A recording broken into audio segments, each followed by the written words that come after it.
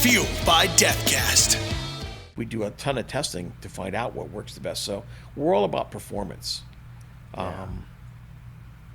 It's hard to make something look really good and perform real well. Right. My wife said, "Why can't we make really sexy knives like the competitors do?" And I said, "Because they won't cut and they don't stab." And then what's the point? What's the point? Now, and today, pun intended. there's a dumbing down of the knife industry. You see a lot of companies coming out with these blunt, fat points that kind of are dropped, and they've got a short clip on them and stuff like that. And they're trying to make them less threatening.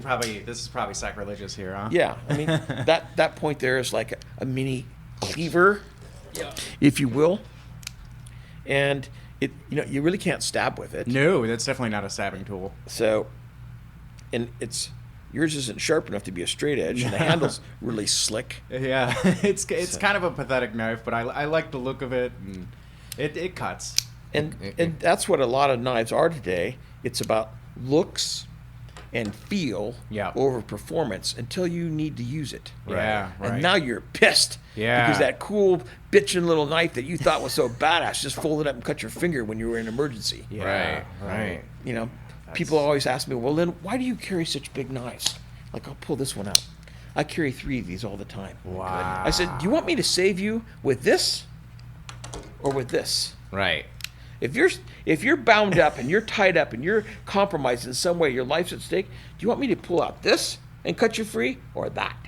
Yeah. Yeah. No, it's no contest. I always ask people, they say, "Why carry such a big knife?" Well, you want me to save you with a Leatherman tool or a 5.5-inch serrated Vaquero from Cold Steel? And that's a sexy looking blade. Yeah. Yeah. I don't know what you're talking about, because that's the sexiest looking blade. We were I've talking ever about how do I stay innovative. This comes from the Turkish Yatagan, seen. Okay. which Sir Richard Burton said, he wrote the Book of the Sword, was the most perfect cut and thrust shape ever devised by man. It's got an S-curve, a slight S-curve to it, Right. but you notice the point is very acute and lines up in the center of the handle. Yes. But it has an inward curve and an outward curve, and this inward curve gathers. So if I block something with this, I catch it here. Right. If they try to escape, the hump or this curve catches them going out. Right. Wow. But it's enormously pointy too, so it thrusts as good as a dagger, Yep. Right. and it cuts like a sword.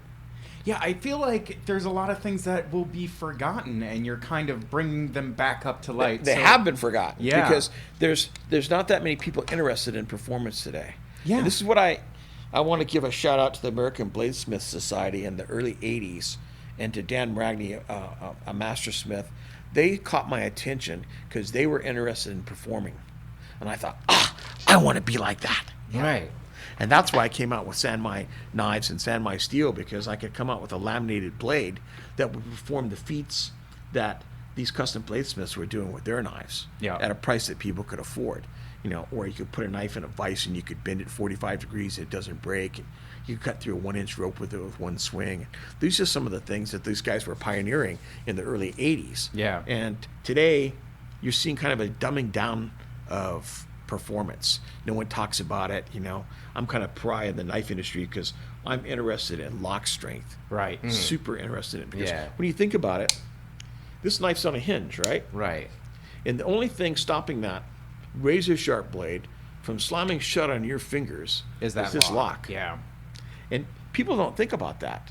The most important thing when you pick out a knife is how strong is the lock. Yeah. Not how cool it looks, not how sexy it is, Yeah. not how tricky that you can play with it and all that stuff. Because when you go to use this thing for real sometime, and it folds up and cuts your index finger and severs one of those tendons, and now your finger is like at half mast the rest of your life. Right. Yeah. You're going to be really pissed if you're musicians, if you do anything with your hands. Yep. That index finger, if you're a gun guy like me, Yeah. to injure my trigger finger, that's a tragedy. Yeah. I mean, I Yeah. spent $1 million educating this finger. This is exactly. super educated. And you don't want to cut that. So I'm always thinking about my customers' fingers and stuff like that. So that's why we have such a passion about lock strength. We're always trying to improve it and find better ways to make the knife safer.